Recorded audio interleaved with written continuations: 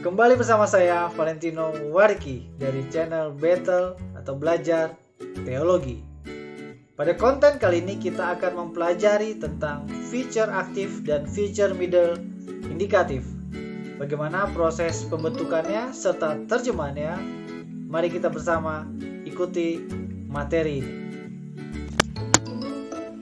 Kali ini kita akan masuk ke materi feature aktif dan middle indikatif. Ciri-cirinya tentu pertama ada stem verba, terdapat sigma di belakang stem verba, mendapatkan akhiran aktif indikatif primer yaitu O, SE, Omen, ET, OC atau OSIN. Demikian bentuknya dari kata luo menjadi luso yang artinya I shall lose, lalu luses, you will lose, lusei, he will lose, dan lusomen, we shall lose, lusete, you will lose, dan lusausi atau lusausin, they will lose. Untuk bentuk infinitifnya adalah lusen, to lose. Jadi bedanya dengan present aktif indikatif hanya dalam penambahan sigma saja. Nah, tetapi permasalahannya tidak sesederhana itu ya. Sementara untuk bentuk middle pastinya harus menyesuaikan dengan akhiran middle juga. Ya, maka ditambahkan my, sai, tai, meta, sten, tai. Contoh di sini lusomai yang artinya I shall lose myself, luse, you will lose yourself, lusetai, he atau she atau it will lose himself, herself atau itself. Lusometa, we shall lose ourselves, luseste, you will lose yourself, dan lusontai, they will lose themselves. Infinitifnya lusestai, to lose oneself. Keberadaan sigma tentunya memberikan pengaruh terhadap beberapa kelompok huruf konsonan. Nah, di bawah ini kita akan bahas satu persatu. Pertama, liquid konsonan, yaitu lambda, mu, nu, dan ro. Di depan liquid konsonan, sigma itu akan hilang, ya. Dan akhiran omega, yaitu orang pertama tunggal, itu mendapat tanda circumflex. Contoh di sini menso menjadi meno. Perhatikan perbedaannya dengan meno present aktif indikatif. Kalau yang future aktif indikatif itu ada penambahan circumflex di atas omega, sementara yang present aktif indikatif tidak ada. Sementara untuk konsonan ganda, salah satu konsonannya tentu akan dihilangkan. Contoh di sini dari kata apostelo menjadi apostelo. Jadi lambdanya hilang satu. Lalu berikutnya mute konsonan. Ada 3 grup di sini, palatal, labial, dan dental. Ya. Kalau palatal, kita lihat di sini ketika diikuti s, maka dia menjadi si di sini. Ya. Sementara labial ketika diikuti dengan sigma itu menjadi si, dan dental ya itu akan hilang ketika diikuti dengan sigma. Nah, contoh katanya ada di sini ya, ago menjadi ako, blepo menjadi blepso, dan peito menjadi peiso. Lalu yang ketiga sibilan konsonan. Ada sigma, zeta, si, dan si. Sibilan konsonan itu akan hilang ketika sebelum sigma. Contoh di sini sozo ya, pai menjadi soso. Jadi harusnya di sini ada sibilan konsonan, tetapi karena ketentuan yang ada, maka sibilan konsonannya harus hilang sehingga menyisakan sigma saja.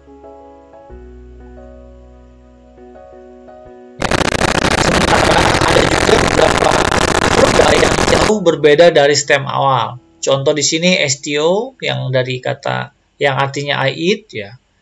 Dalam bentuk future-nya adalah pagomai, I shall eat. Lalu juga ada edomai kalau di dalam teks Septuaginta.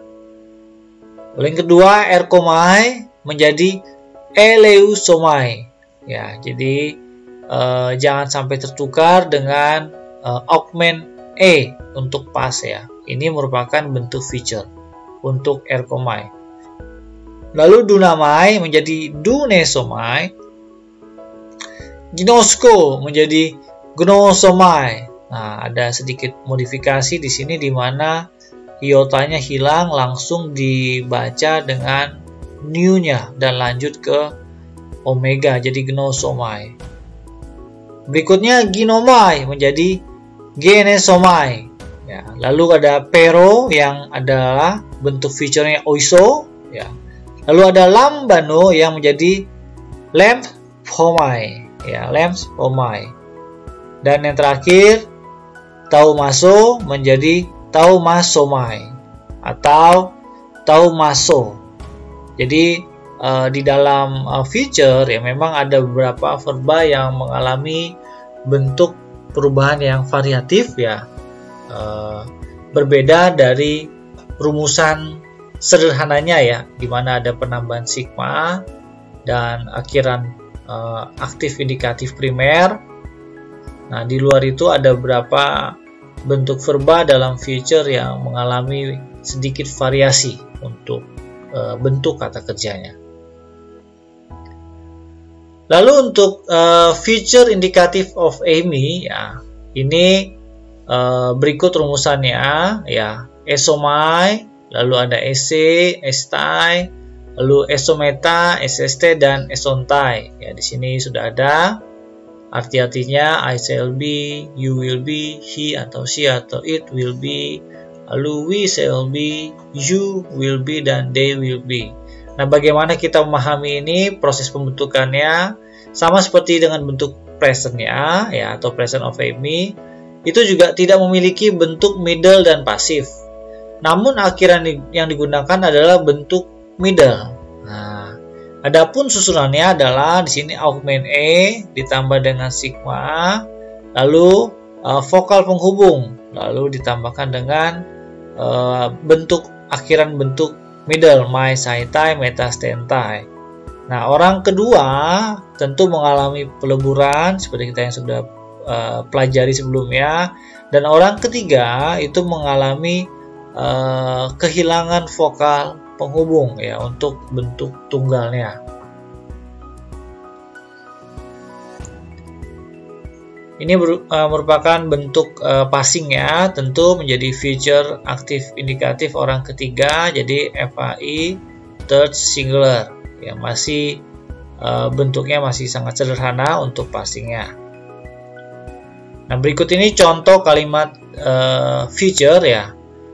Oi nekroi en Christo anas tesontai proton. Nah, tentu kita parsing satu persatu ya. Setelah itu baru kita bisa susun kalimatnya. Jadi setelah kita dapat semuanya, di sini adalah kata kerjanya anas tesontai ya, yang merupakan feature middle indikatif third plural ya. Dan kita susun menjadi the dead in Christ will rise first ya. Ini merupakan contoh kalimatnya. Nah, tentu tidak selalu harus kita artikan secara literal ya menggunakan themselves-nya, tetapi kira-kira ini pun sudah bisa dimaknai sebagai kalimat yang voice-nya middle. The dead in Christ will rise first. Demikianlah konten kali ini tentang feature aktif dan feature middle indikatif. Nantikan konten pembelajaran berikutnya dan tetap ikuti channel Battle atau Belajar Teologi. Sampai jumpa.